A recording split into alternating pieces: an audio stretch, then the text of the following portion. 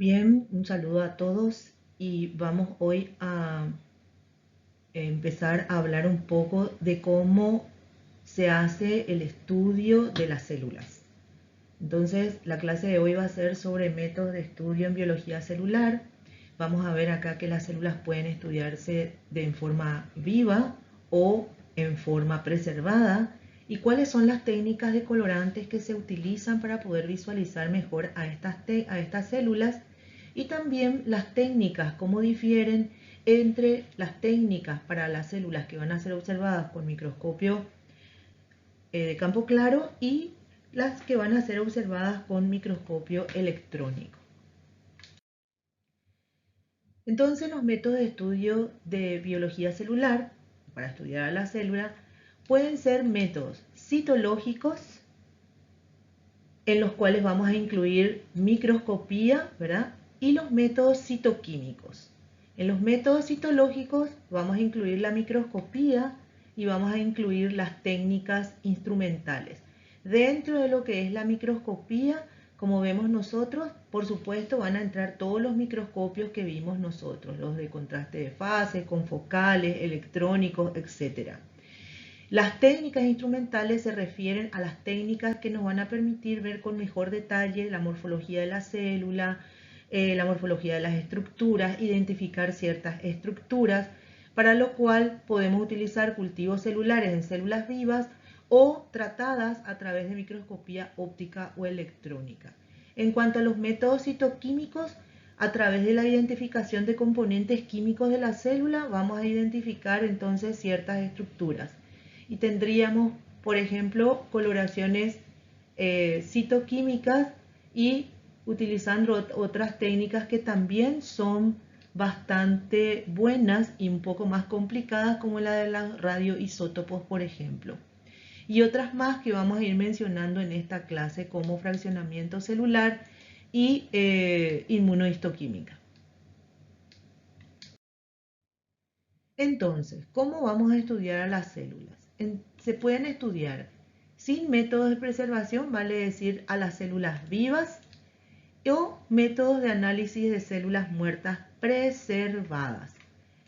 Y por último, vamos a ver que las células también se pueden estudiar a través de otras técnicas como fraccionamiento celular, etcétera, etcétera. Entonces, pueden ser células vivas o pueden ser células preservadas, ¿sí? Y también vamos a estudiarlas en otras técnicas que mencionamos más adelante, como por centrifugación.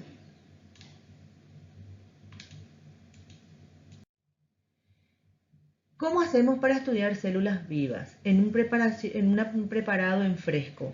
Vale decir, yo tomo la muestra del tejido o tomo el mismo tejido, coloco en lo que se denomina un portaobjeto y luego la cubro con un cubreobjeto para poder tanto proteger a la lente como proteger al preparado que voy a hacer. Y se coloca para la observación. Ustedes van a observar en la práctica, van a observar un extendido de células de la cara interna de la mejilla, en donde hacemos un extendido o frotis y observamos sobre el portaobjeto. A veces le podemos poner un colorante para poder visualizar mejor o identificar mejor el núcleo del citoplasma. También pueden ver un extendido de sangre que se hace en el momento. Eso dura poco, por lo tanto no se puede guardar por mucho tiempo y se tiene que hacer el análisis en el momento, en unas pocas horas. Las células se pueden estudiar también dependiendo del objetivo. Si mi objetivo es estudiar en la fisiología de la célula, como su metabolismo, su nivel de reproducción, su proliferación celular, el control del ciclo celular, etc., entonces lo que se recomiendan son los cultivos celulares. Y por lo tanto voy a tener un cultivo celular primario cuando obtenga la muestra directamente del tejido.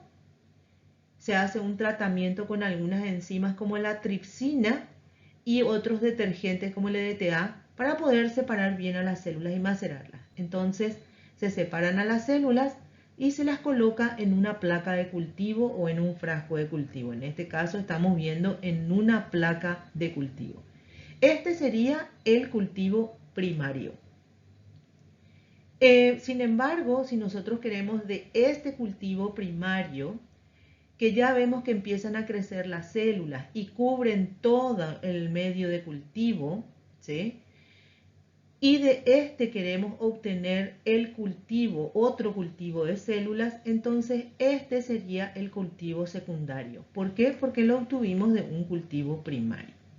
Por ejemplo, para analizar cromosomas, se hace a partir de un cultivo de linfocitos a los cuales se les agrega una droga para estimular que el linfocito entre en división celular y otra droga para detener la mitosis en metafase.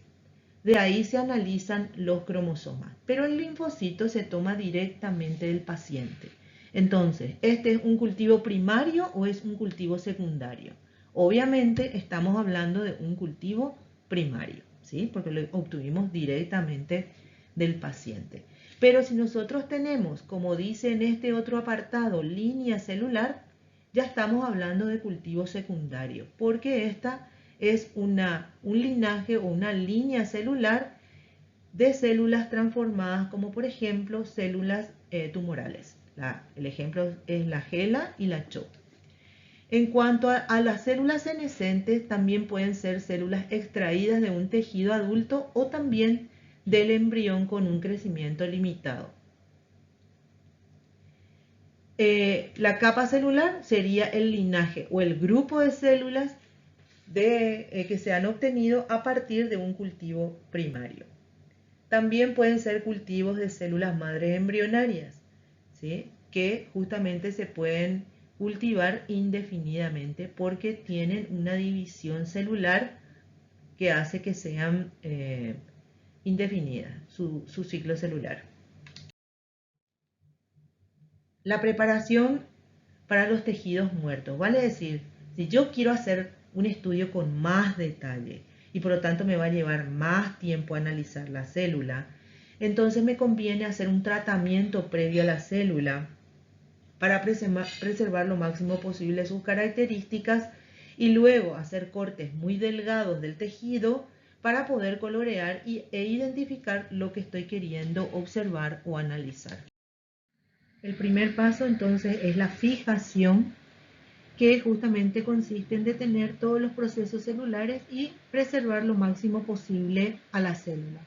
Se usan generalmente fijadores como el formaldehído y el glutardaldehído, muchos otros más, como por ejemplo se pueden usar los etanoles, alcohol absoluto, ácido acético, dependiendo de qué es lo que cada uno quiere hacer.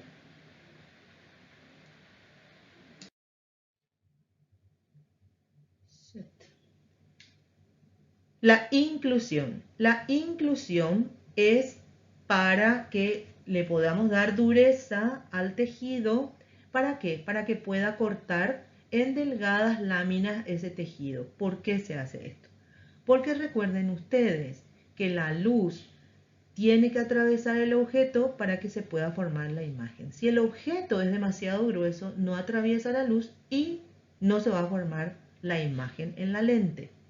Entonces fíjense ustedes que luego de la inclusión, que generalmente se hace en parafina líquida y luego se deja endurecer en unos moldes, se hace un corte con un aparato que se llama micrótomo y que hace un corte, y miren lo delgado que es, de 5 a 10 micras nada más, ¿sí?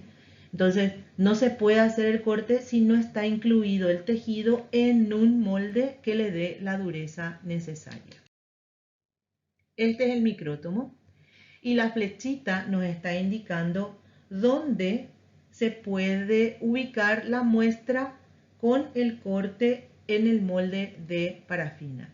Con esta otra estructura lo que podemos hacer es hacer el corte, acá está la cuchilla y acá marcamos cuál sería el espesor.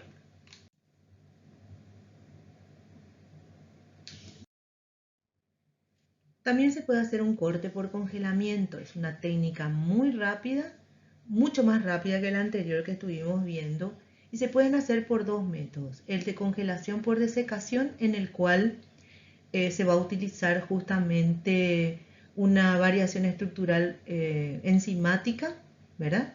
Y lo que hace es congelar rápidamente la muestra que se tiene que colocar para eso al vacío y hacer un proceso de deshidratación.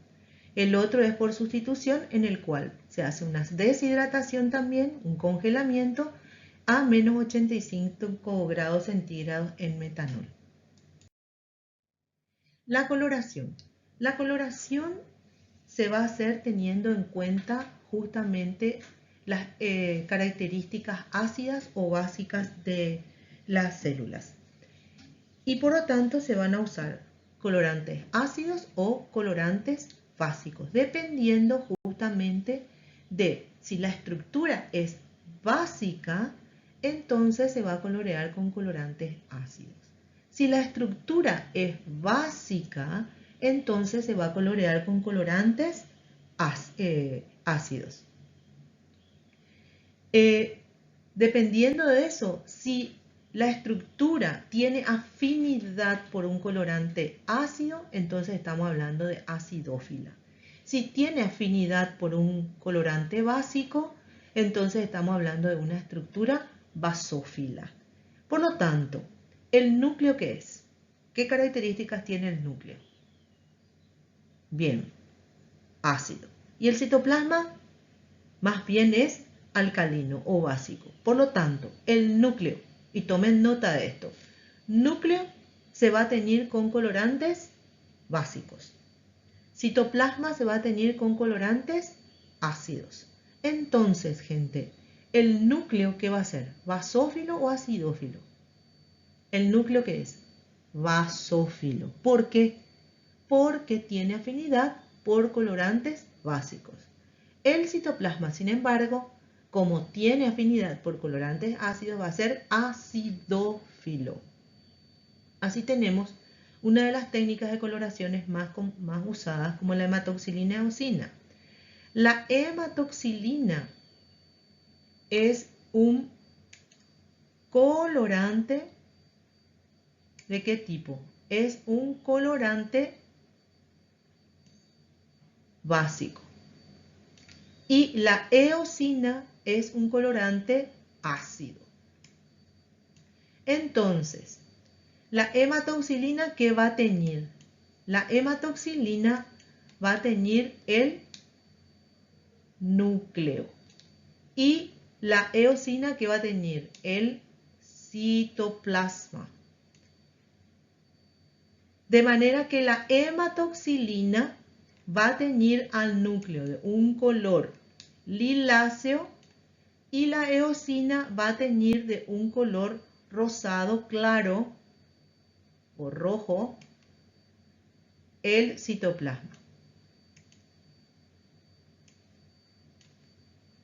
De manera entonces que cuando miramos una fotografía vamos a ver el núcleo en lila o azul liláceo y el citoplasma de tonalidad rosada. Otras coloraciones que vamos a ver también es la coloración triclómica del. Fíjense acá. En este caso estamos viendo justamente que la tinción de los núcleos es en lila y vemos el citoplasma en rosado. Entonces, núcleo de lila porque se tiñe con hematoxilina y el citoplasma de rosado porque se tiñe con eosina. Fíjense en esta, la flechita nos está indicando núcleo de lila y el citoplasma de rosado. Entonces, hablamos que el fundamento de la coloración de las estructuras celulares es justamente teniendo en cuenta sus características de acidofilia y basofilia. Podemos utilizar también una tinción selectiva, en donde vamos a usar una tinción que se denomina tricrómica.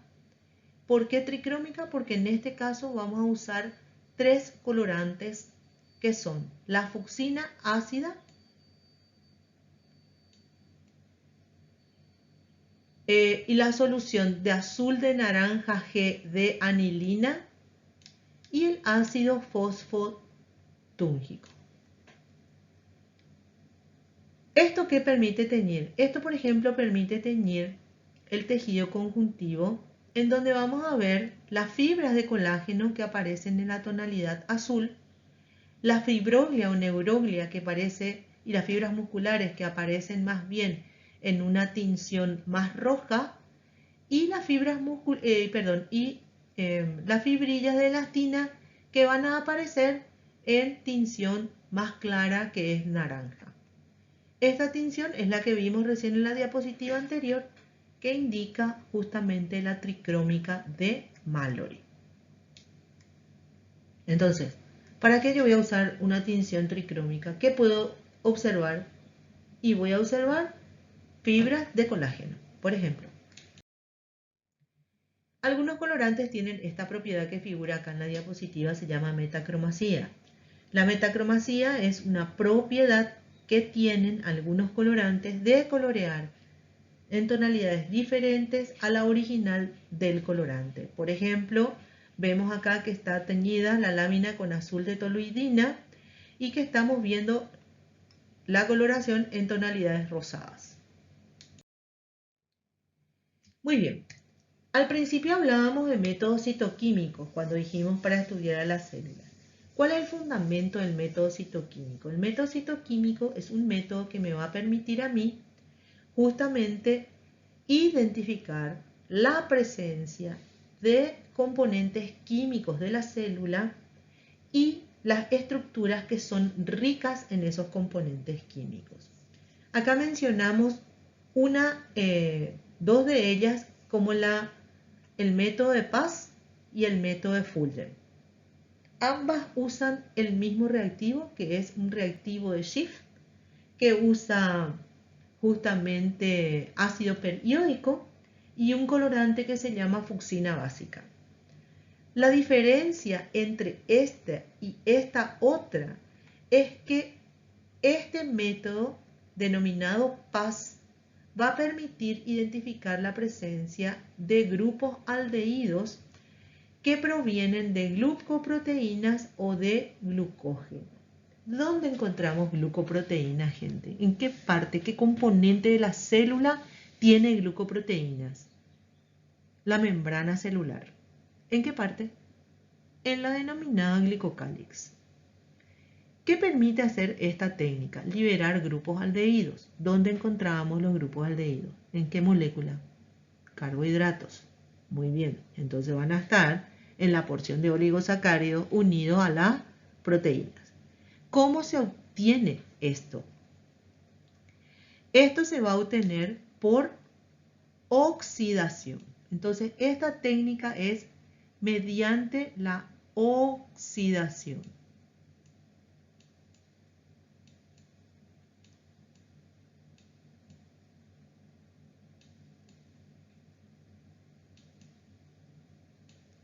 Esta entonces es una técnica de oxidación. Disculpen la letra, pero ya sabrán ustedes que no es tan fácil hacer esto. Es una técnica de oxidación. Y la técnica de Fulgen es una técnica que libera los grupos aldehídos o a partir de una técnica de ¿qué? Una técnica de hidrólisis.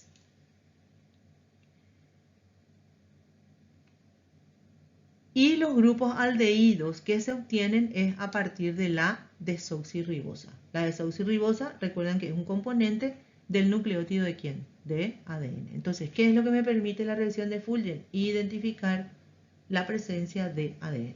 ¿Cuál es la estructura de la célula rica en ADN? Bien, el núcleo. ¿Sí? Entonces, ¿qué me va a permitir de paso identificar la reacción de Fulgen? El núcleo. ¿Sí? Entonces yo quiero identificar cromosomas. ¿Qué recomiendo? Fulgen. Yo no quiero que se confunda ninguna estructura de la célula con otra del citoplasma y quiero ver solo cromosomas. ¿Qué voy a usar? Fulgen. ¿Por qué? Porque yo sé que solamente el cromosoma me va a identificar porque solamente colorea ADN. ¿Y qué tiene el cromosoma? ADN. ¿Ok? Entonces, ambas usan el mismo reactivo, solo que una libera los grupos aldehídos por oxidación y otra libera el grupo aldehído por hidrólisis. ¿Sí? Entonces, acá tenemos la técnica de Paz, ¿sí? Usando el reactivo de Schiff. ¿Qué colorea? Está coloreando justamente el mucus producido por las células caliciformes. ¿Y el mucus de qué está constituido? De glucoproteínas. ¿Y entonces qué? Esto rosado oscuro que veo acá, esto rosado oscuro que estoy viendo acá, es nada más y nada menos que grandes cantidades de mucus que están constituidas por glucoproteínas. ¿Qué me está coloreando? Obviamente, ¿qué es lo que está indicando? La presencia de grupos aldehídos liberados de la glucoproteína. ¿Sí? Esta es la reacción de Fulgen. ¿Qué vemos? ¿Qué estamos viendo acá? Núcleos, cromosomas, ¿sí? En diferentes etapas de la mitosis. Fíjense cómo se ve el citoplasma. ¿Se colorea? No. El citoplasma no se colorea. Y fíjense también que hay zonas dentro de los núcleos que no se tiñen y que aparecen como zonas blancas, sin teñir.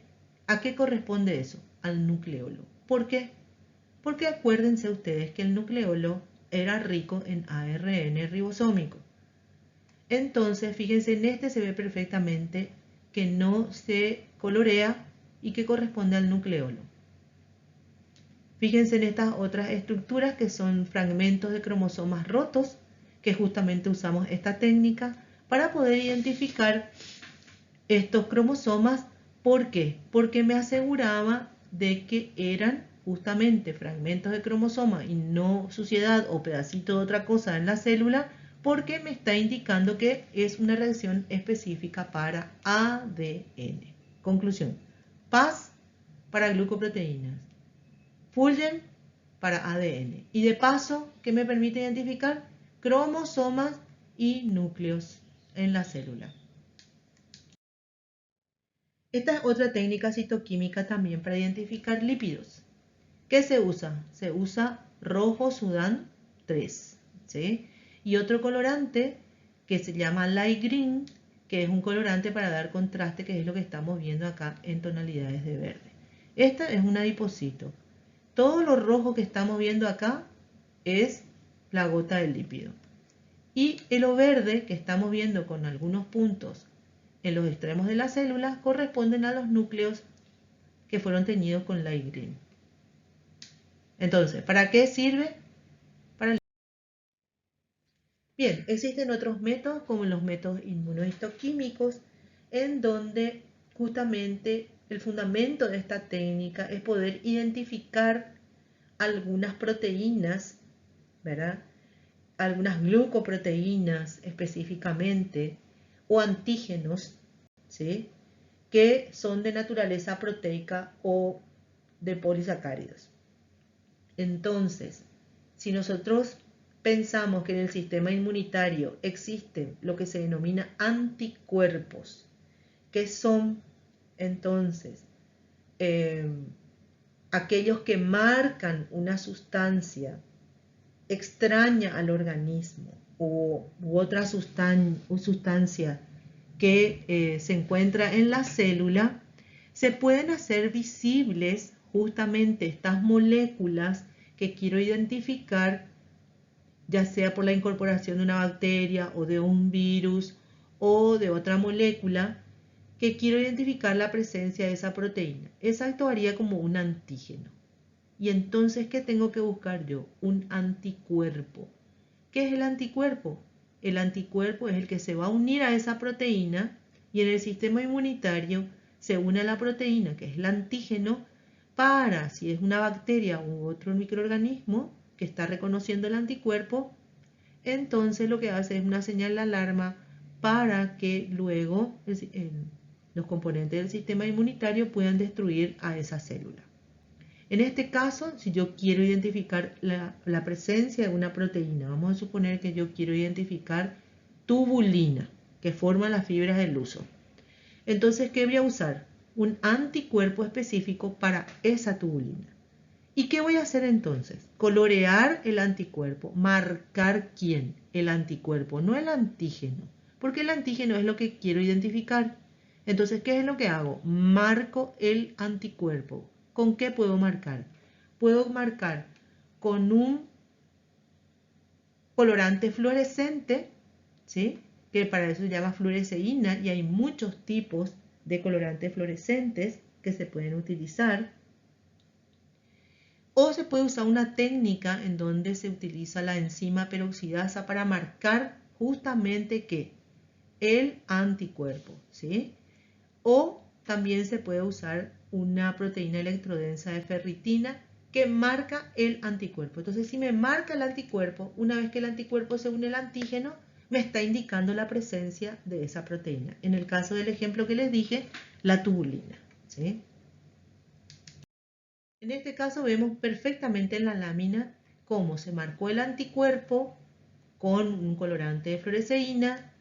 Se utilizó para marcar a este antígeno, que es la proteína X, por ejemplo, en el ejemplo que les di anteriormente, la tubulina, y entonces este se une al anticuerpo y tenemos acá marcado el anticuerpo para identificar la presencia de ¿qué?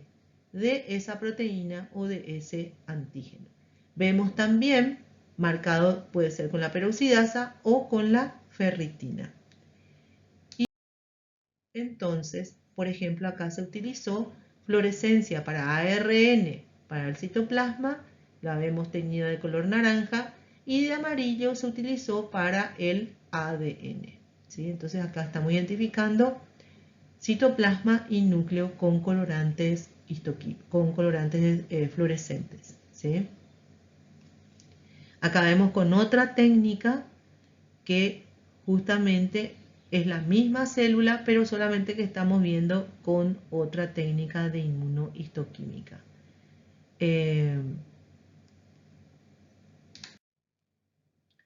Bien, entonces esas son las técnicas de citoquímica e histoquímica. Entonces, ¿cuál es un ejemplo de la técnica de histoquímica? La de fluorescencia. ¿Qué microscopio vamos a usar para la de fluorescencia? Muy bien, el microscopio de fluorescencia, obviamente. Bien, si nosotros queremos ver ahora una célula al microscopio electrónico, ¿cuál es el procedimiento que tenemos que hacer para observar a esa célula? Obviamente, células vivas con microscopio electrónico no vamos a poder ver. La única que nos resta es observar células preservadas. Entonces, lo primero que se hace, al igual que en el caso de la técnica para observar células en microscopía óptica, es fijar a la célula. ¿Con qué vamos a fijar? Con glutaraldehído. ¿Con qué fijábamos en microscopio óptico? Con gliceraldehído. O podía ser con cualquier otro que les mencioné, como alcohol absoluto, etanol, ácido acético, etc. Se le agrega también tetróxido de osmio, pero no para fijar, sino para dar contraste a la muestra. Esto es sales de metales pesados.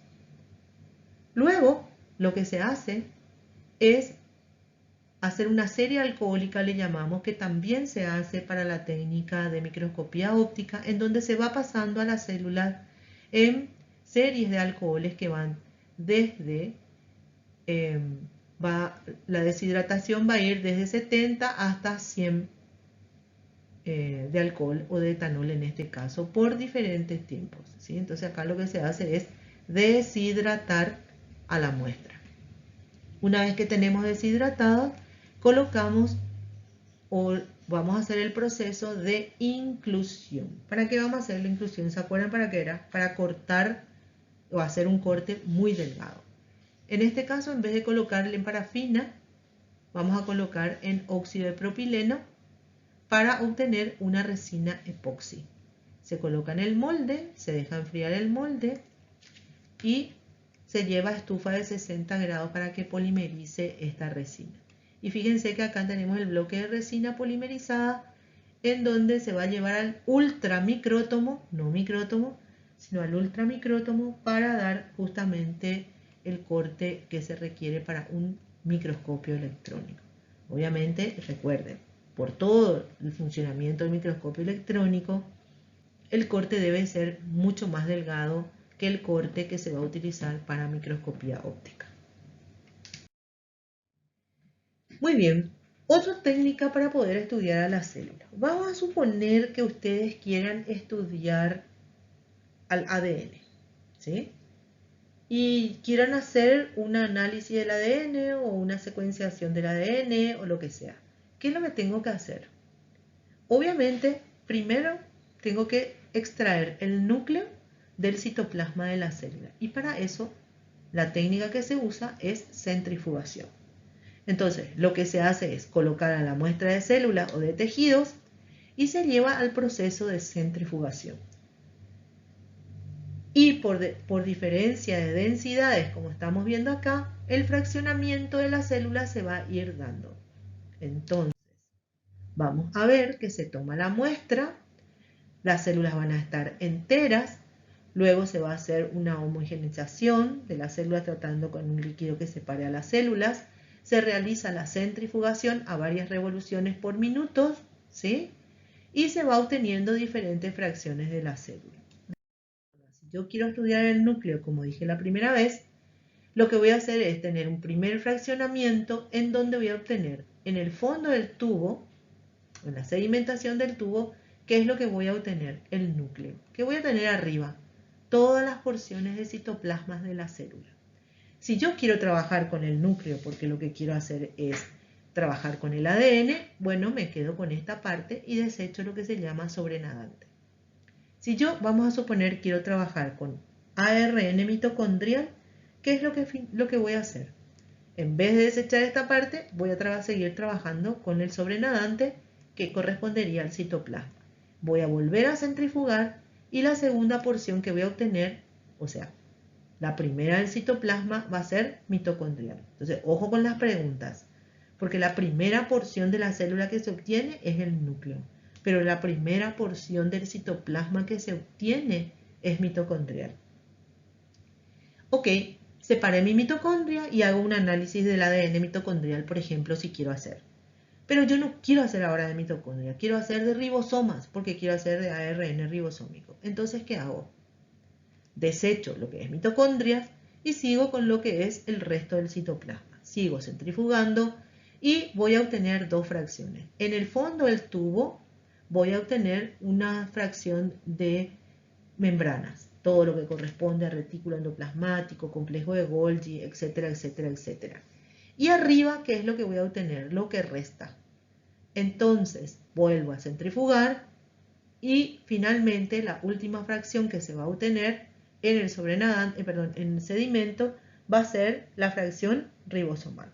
De esta manera, entonces, en conclusión, cuando hago centrifugación diferencial, la primera fracción que obtengo de la célula separada es núcleo abajo, citoplasma arriba. Si yo quiero seguir fraccionando a la célula, sigo fraccionando la porción del citoplasma. La primera porción del citoplasma que se obtiene es la mitocondrial. La siguiente es la membranosa y la última porción en obtener es la ribosomal. Una de las técnicas utilizadas también es la citometría de flujo. ¿Cuál es la ventaja de esta célula? La ventaja de la célula es que me permite separar a diferentes tipos de células que están marcadas con diferentes fluorocromos, ¿sí? Y entonces puedo separar y clasificar a las células rápidamente. Por ejemplo, en el caso de que yo quiera separar a las células blancas de la sangre. Entonces voy a ir marcando las membranas de cada uno de los componentes, de los linfocitos, de los monocitos, etcétera, etcétera. Y voy a ir separándolos de acuerdo a los componentes marcados con el anticuerpo correspondiente. Y rápidamente me va a ir contando cuántos de cada uno hay, ¿sí? Otro recurso que también puede utilizarse es para medir la cantidad de ADN y ARN que van teniendo las células a través del ciclo celular, lo cual también me permite poder clasificar a las células que están en interfase o que están en alguna de las etapas de la división del ciclo celular. Este es el citómetro de flujo, entonces que tiene tres componentes: un sistema fluídrico, un sistema óptico y un sistema eléctrico. Esta sería la clasificación de detección según las longitudes de onda de los diferentes marcadores que tiene para la fluorescencia. Por último, vemos la criofractura, que la criofractura se refiere a un sistema de congelación. Se usa mucho para analizar las membranas celulares, por ejemplo la bicapa de células, en donde tienen justamente, como en esta diapositiva nos están mostrando, la presencia de las proteínas en la separación de la bicapa.